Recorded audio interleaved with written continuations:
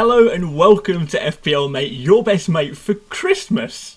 No, of course, it's for Fantasy Premier League for the 2020-21 season. My name is Dan, and today I've taken the Christmas up to an extra level. I put on the festive jacket on today because, you know, it's Christmas Eve and we're spending some time talking about FPL like I love to do. Like a lot of you guys, if you're watching this on Christmas Eve, you must like FPL as much as I do. Yeah, of course, today I did say I was going to do a Game Week 15 captains video today. I decided against that in the end just because, you know, Game Week 15 captains is pretty much a case of Captain Salah, don't do anything other than Captain Salah. If you don't have Salah, Captain Kevin De Bruyne. And if you don't have either of those guys, then you might be in a little bit of trouble. Go out and buy yourself a Salah because he's the only player that you want to be captain in this game week. Don't try and be smart. Don't try and be clever. Just go for Salah. It's a really simple choice this game week. So a bit of a waste of time doing a captain's video. So I thought, you know, as it's Christmas, I would, you know, make the video that a lot of you guys have been requesting over the past week or so, which is to talk about some players that look really good for the double game week. So we all know about what fixtures we should be targeting. Maybe we know by now what kind of tactics we're going to be employing. But what we really need to know is specifically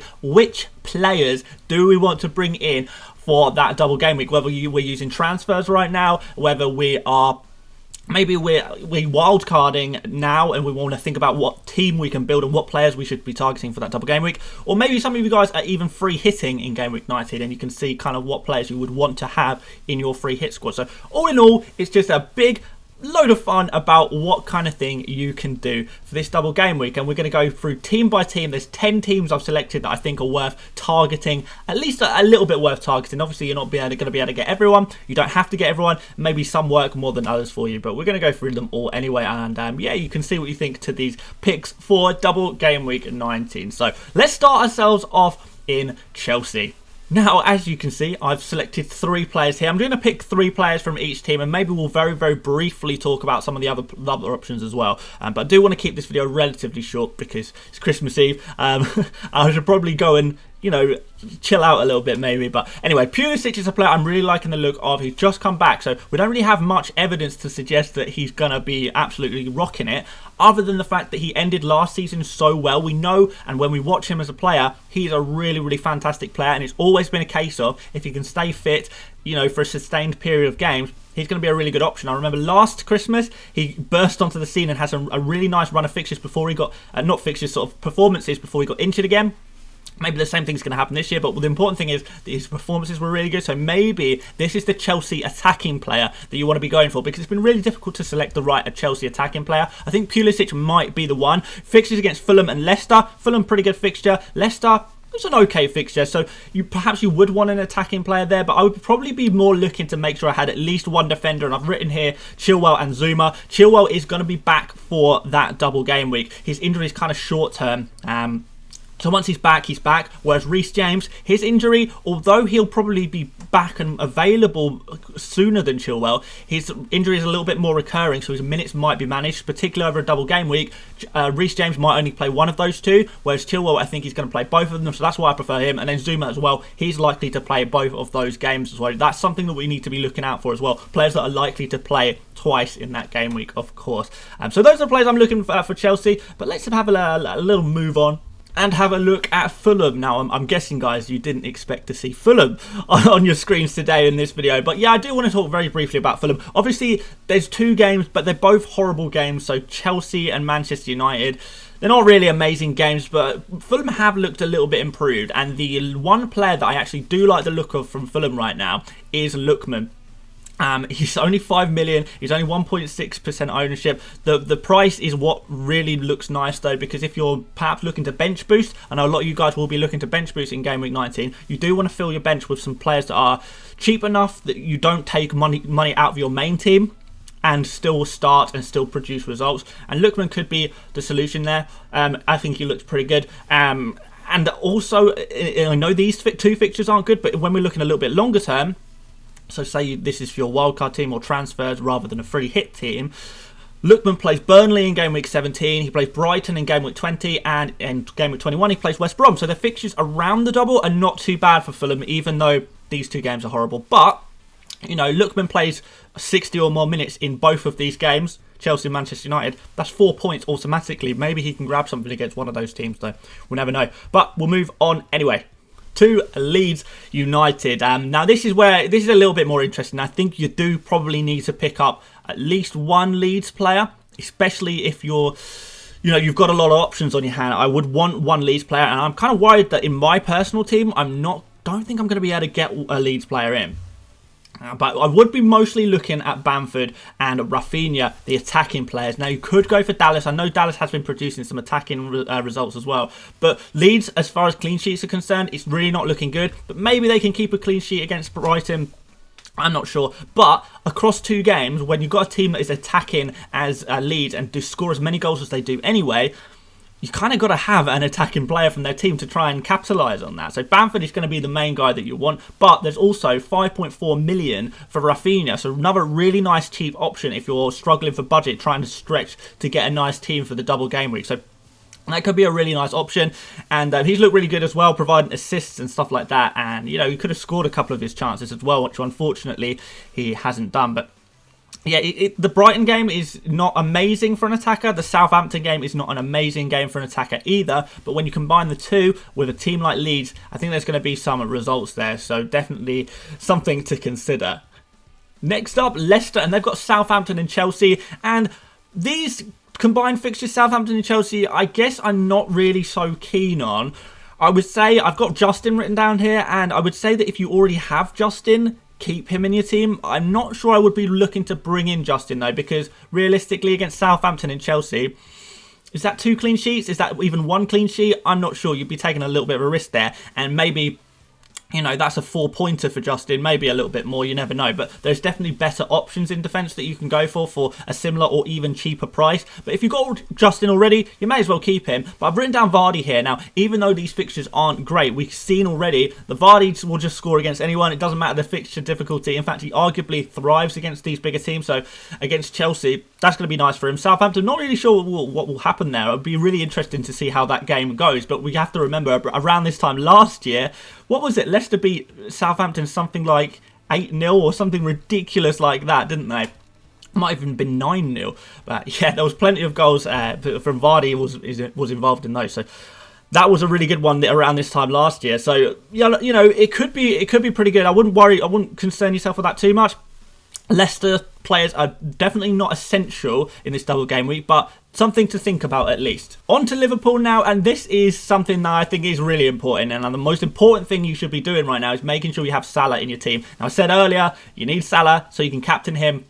But you also need Salah because he's got this really, really nice double game week. And you're going to want to be captaining him in this double game week as well, really. I don't really see anyone who I would love to captain in this game week. There are other options, of course, but Salah looks like the best one to go for sure. Firmino's there as a bit of a differential. And then Robertson, definitely prefer him out of those Liverpool defensive assets.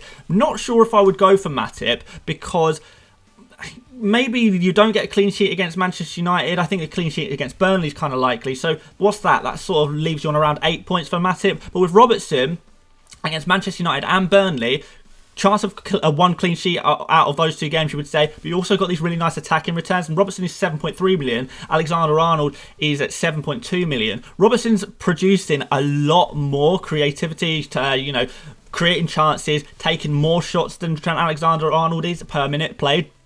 So he's looking like a lot better. So just for that 0.1 million, I'd go for it. Don't worry about differentials and stuff like that. Double game week is not really a time that you want to be taking too many risks.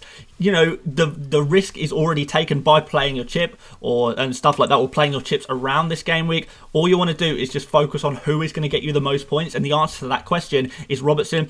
In terms of the defenders at Liverpool, and Salah, of course.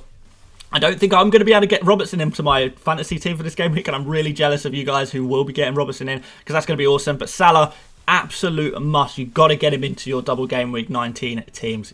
Got to be done. So I've written down Man City here as well, because I think it's important, and this is a trap sometimes people fall into, where they ignore the fixtures of teams that are playing in single game weeks. Sometimes in double game weeks, there are some gems in the singles as well. And Manchester City are obviously one of the bigger teams, a team that we want to have their players from. And against Crystal Palace, they've just lost 7-0 to Liverpool. So, they can clearly be got at. They can clearly be absolutely decimated and destroyed, given the right tools from the other team. And you think that maybe Man City are capable of doing that? I mean, they did it to Burnley a few game weeks ago, so maybe there's a big score here that we don't really want to be missing out on. So KDB is obviously the obvious choice out of all of the attacking players. I don't really know if I would want to take a risk on Sterling or Aguero. If I'm going to do it as Sterling or Aguero, I would rather just spend my money on a player who is going to be doubling up. But KDB, if you've got him anyway, I'd probably keep him in your team. But we've also got Cancelo here, who is playing pretty much every single game for Man City, which is really, really nice. He's part of the best defence in the entire league. Man City's defence are just phenomenal right now. They're looking so, so good. Only Aston Villa come close to them in terms of defensive numbers recently. And it's a nice fixture against Crystal Palace. Real potential for a clean sheet there. And yeah, I think Cancelo keeps a clean sheet and always has that possibility of attacking returns as well, with him cutting inside the forwards and taking shots on and trying to create chances. He looks really good, so there could be points there. Don't forget about the singles as well. There are a couple of singles that you've got to think about as well, and that's one of them. Next, Manchester United against Liverpool. Not ideal, but the game against Fulham is pretty nice indeed, isn't it? Fulham are going to have an absolutely... it's going to be a difficult game week for them, let me tell you that. Definitely don't bring any Fulham defenders in, because you could be looking at, -2s and -3s and stuff. Honestly, it could happen. But Bruno, we know we want to get him in for this game week. He's just fantastic. Definitely top of your list, up there with Salah. But other than that, I've written down Martial. Now, Martial is a player I'm super, super interested in right now. You guys might have seen on Twitter that I said that I'm really, really keen on getting Martial into my team. He's producing some really nice numbers. He's a streaky player, and when you catch him in the right streak, and you've got to get in there early with Martial, if you leave it too late and get Martial towards the end of his streak, you've got a Martial scoring a goal for you, maybe one game, then the next game, and the next game, and the next game, you'll blank, blank, blank, blank, blank. So you've got to get him at the right time, and I think now is the right time to bring in Martial, and hopefully that sort of works quite well with the double, and he could really produce something for that game week as well. So definitely Martial is firmly on my radar. He's having some of the most chances in the Premier League right now. He's creating some of the most chances in the Premier League right now. He's looking a lot better than Rashford, and he's a lot cheaper than Rashford as well. He's all the way down at 8.7 million right now, which is kind of a bargain for an attacker at Manchester United. Bruno feeding them chances and stuff, particularly if Pogba's maybe playing in some of these games. Don't know what the situation with Pogba is, but that could even give more chances to Martial. In fact, I think it probably will. So that could be good. And I've written down Lindelof here, and the reason I've gone for Lindelof rather than one of the other defenders is mostly because I don't actually fully trust the Manchester United defence. Their defensive numbers aren't great. They are conceding goals. They're not keeping a lot of clean sheets. So if I'm going to buy a Manchester United defender, I'm not going to want to spend a lot of money. I'm going to want to buy someone like Lindelof, only 4.8 million. So that's actually cheaper than James Justin, just for reference there. And hopefully we can get a clean sheet against Fulham, but I wouldn't be surprised if he maybe got like a 0 or a 1 pointer against Liverpool. It really wouldn't be surprising at all. But really cheap. You can keep him in your team. You can rotate him with other defenders going forward. In that world, it's kind of nice. He's really nailed on as well, rather than, going for Luke Shaw or Telles. There's a little bit of rotation risk there. So Lindelof, at his price, I think you can't really go wrong at that price for a Manchester United defender on a double game week, and you can just rotate him as necessary. Just don't think that Manchester United defenders are essential and that you've got to spend a lot of money on them, because I really do not think that is the case whatsoever. Southampton next. We're getting through them. There's a lot of teams to talk about, but we are getting through them, guys. And I've got Adams here. My transfer of this game week, I've brought him in. So he's going to look really good against Leicester and Leeds. Leeds, obviously, one of the teams you want to be targeting more than anyone, because Leeds are conceding so many goals, so many chances. You just want to really throw everything at the wall to get players in who play against Leeds. Add that for the double against Leicester. Leicester are kind of, you never really know what you're going to get. They seem to perform better against the better teams, as I was sort of saying earlier. But they have actually conceded a few goals on multiple occasions recently. Not massive amounts of goals, sort of 2 goals, 3 goals now and again. So a player like Adams, really nice fixture against Leeds. Then an okay fixture against Leicester. There's definitely points there. And the reason I've gone for Adams rather than Ings is because Ings, because of his injuries record of late, and, historically as well, I'm not sure he's going to be in a position where he can play multiple games in a row. We've got a busy Christmas period, then a double game week. Is he going to be able to play in both games? Maybe he's rested for one. You never know. So I'd much rather go for Adams. It's much safer and much cheaper. And as in terms of performances, his performances are pretty good as well. And I've got Walcott written down here, which you might probably expected me to say James Ward-Prowse, but actually gone for Walcott today. If Ings isn't playing, that means Walcott is going to be playing up front as a striker with Adams, which is really nice. And Walcott's just looked really, really fantastic recently, and he's getting some points as well. So definitely a player that I've been keeping a close eye on recently, and a real differential as well. So if that sort of fits the structure of your team, and it doesn't fit the structure of my team, otherwise I definitely would be looking to get Walcott in. That's pretty nice. That's pretty nice. Only 1.1% ownership as well. So if he does well, you're really going to soar up the rankings. So something to be looking at for sure. And then Walker-Peters as well is kind of the defender I would be looking at. I mean, you could go for Bednarak or someone like that, but Walker-Peters, if you can get, so you can create some chances, maybe take a couple of shots from open play, then that's kind of a little bit more predictable, and we like that indeed. Although saying that, against Leeds, you've got to consider that Leeds do concede a lot of set-piece chances, you know, from headers and stuff, so maybe you can go for a centre-back, but I've written down Walker-Peters anyway. Just for that. And you also, if you've got McCarthy in your team already, or you want a goalkeeper that is really cheap for this double game week, McCarthy does look like the one to go for from this team as well, but you know, that's not on screen right now. But McCarthy is a player you can consider if you're sort of on a wild card or a free hit. Don't think I'd be transferring in McCarthy though. I'll just stick with whatever goalkeeper you've got right now. So the other fixture that, you know, is one that you want to keep an eye on, even though it's a single, is Spurs against Sheffield United. Really, with Spurs, we know who we're going to be targeting. We want Kane, Son, and I've also written down Dyer here. I think Dyer would be the only one I consider in that Spurs defence, because both the fullbacks are rotation risks, at least to a degree. When you have a double game week, that increases the chance of that rotation risk. So you might actually end up with a player who only plays one game week. But, you know, it's not going to make a massive difference because Spurs aren't playing the double game week themselves, but the fixtures in general are still congested. So that is definitely something you want to consider. Dyer playing loads of games over the Christmas period, he'll be fine. But when you talk about, you know, Aurier, Reguilon, maybe Doherty, if anyone wants to go for him, because they're going to be playing all these games in quick succession, any game week, one of them can be dropped, and it really is a little bit of a risk. Dyer's going to be playing every single one, super cheap at 5 million. You know, there's a really good chance of a clean sheet against Sheffield United, a really good chance. So consider it, just kind of consider it, and maybe if you want to keep Spurs assets long term, then Dyer could be the one to go for.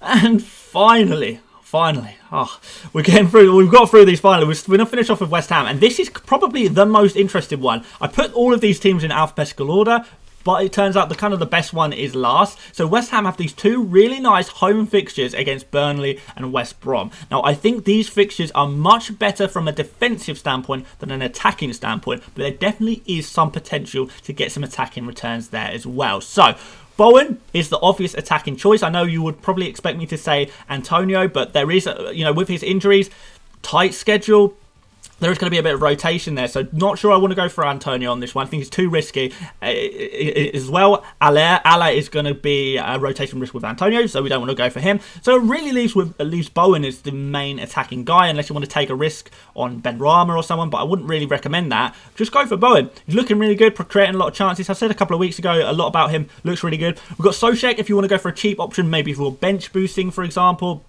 You can go for Soucek. He's playing a little bit more in advanced positions, actually. I think last game, maybe the game before as well. But he's really, really big threat from set pieces, and that's why we like him. He can score goals occasionally. He will get the occasional assist, even though he's mostly a defensive midfielder.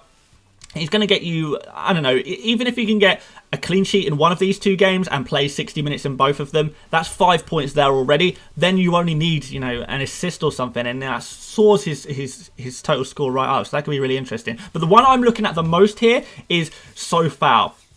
Southampton, of course, is a really, really cheap defender at 4.6 million. He's really lowly owned, 2.3% owned. You've got the clean sheet covered, and also he's got attacking threat as well. He's creating so many chances. He's creating far more chances than anyone else at the club. Even, you know, if you think of Creswell, yes, he's taking the set pieces, but he's not creating chances from open play, and Southampton really is, and for so much less money as well. So why people are going for Creswell over Southampton is madness to me. I think that's, if you're going for Creswell over Southampton, you're probably trying to spend your money just for the sake of it. Just bank the rest of the cash and go for Southampton. I really do recommend that. 2 clean sheets potentially here, and the potential for attacking returns. This could be a huge game week for Southampton. I really do believe that. If you want to double up on the West Ham defence, which I don't really recommend you doing, because longer term, if you've got to keep this team for the long term, West Ham's defence are kind of going downhill a little bit. So I'm not sure I'd want to double up on the West Ham defence in terms of a long-term team. But if you really want a cheap option, maybe if you're bench boost or something like that, you have got Balbuena at 4.4 million as well. So there's an option there. And I do actually think the best goalkeeper for this game week, so if you are free hitting, for example, on this game week,